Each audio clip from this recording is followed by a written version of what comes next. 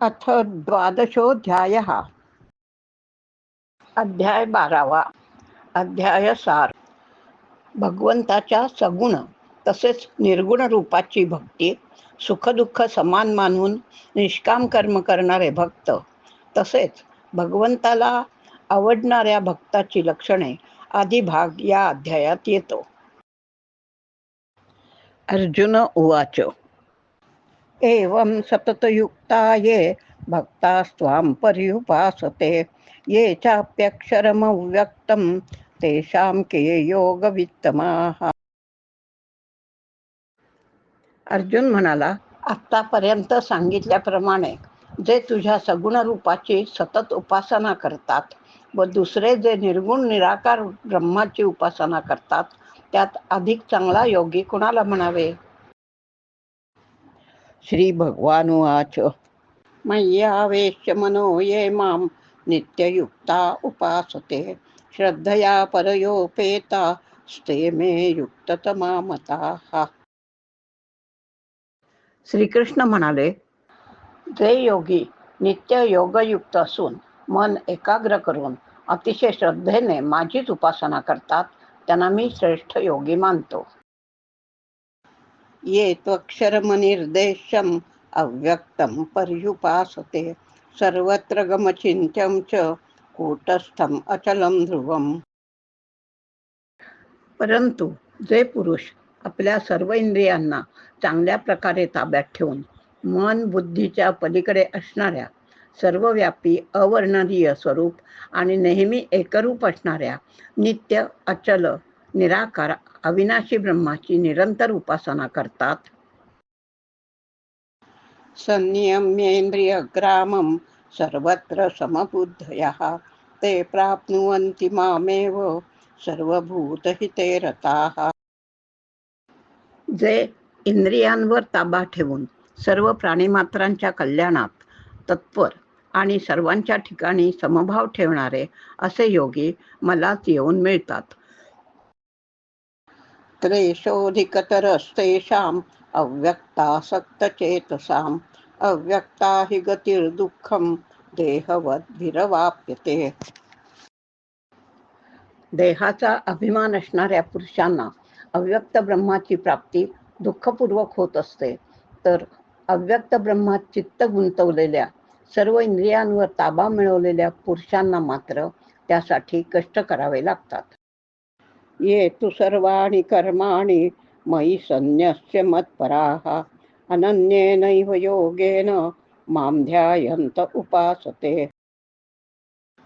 परंतु जे भक्त मला समर्पित होऊन सर्व कर्मे मलाच अर्पण करून माझ्या सगुण रूपाचे मोठ्या भक्तीने सतत चिंतन करीत असतात, तेषामहं समुद्धर्ता मृत्यू संसार सागरात, भवामि न चिरात् पार्थ मय्यावेशित चेतसा.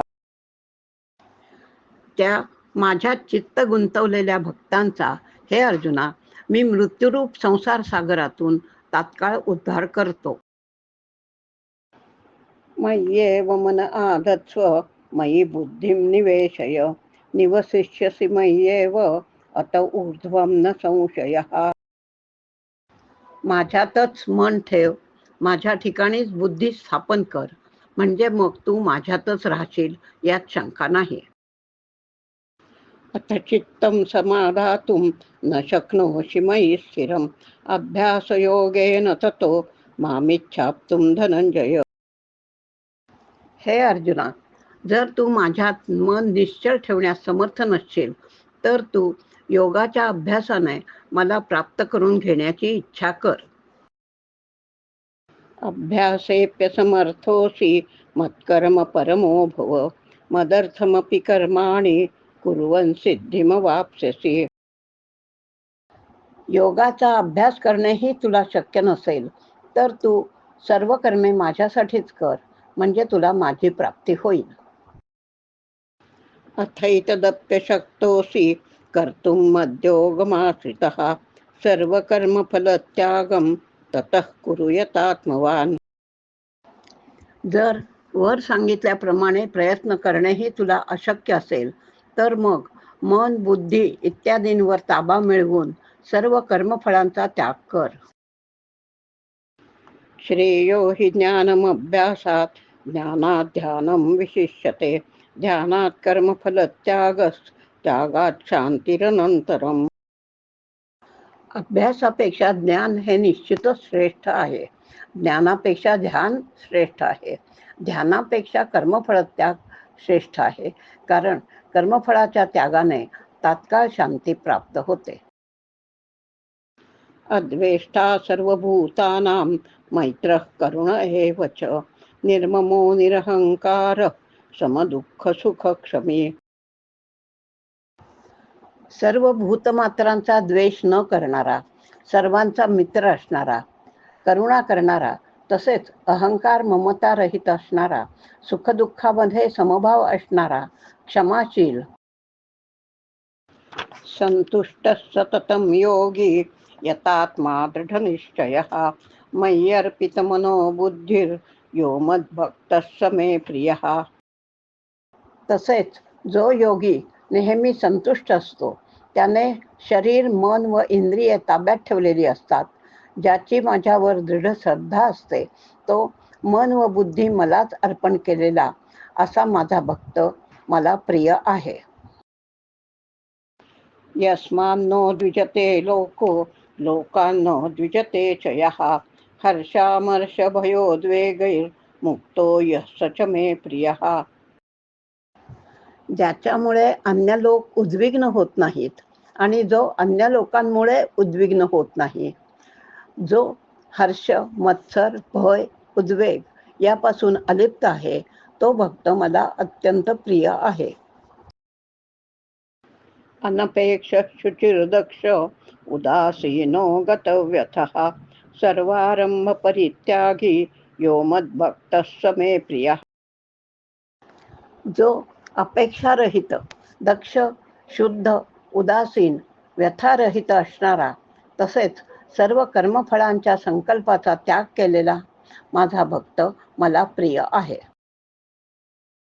यो न हृष्यति न द्वेष्टि न शोचति न कांक्षति शुभाशुभ परित्यागी भक्तिमान यः स मे प्रियः.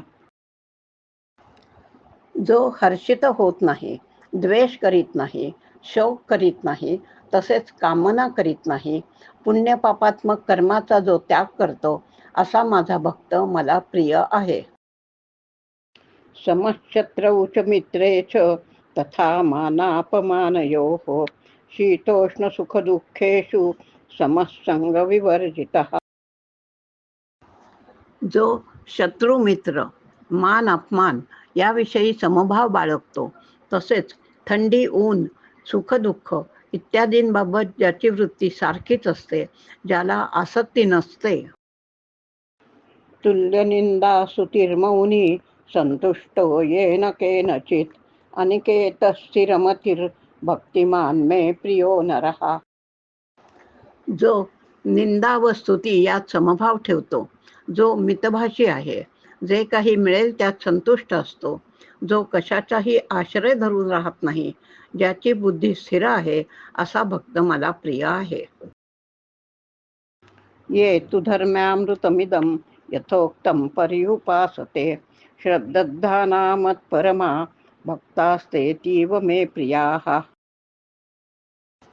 जे श्रद्धाळू पुरुष मतपरायण होऊन वर सांगितलेल्या धर्ममय अमृताचे निष्काम प्रेम भावनेने सेवन करतात, ते भक्त मला अतिशय प्रिय आहेत.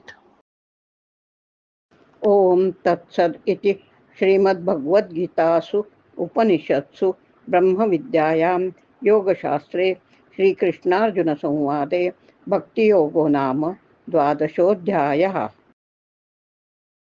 याप्रमाणे श्रीकृष्णांनी भगवद्गीता या उपनिषदात सांगितलेल्या ब्रह्मविद्येतील योग म्हणजे कर्मयोग या शास्त्रावरील श्रीकृष्ण व अर्जुन यांच्या संवादातील भक्तियोग नावाचा 12वा अध्याय समाप्त झाला.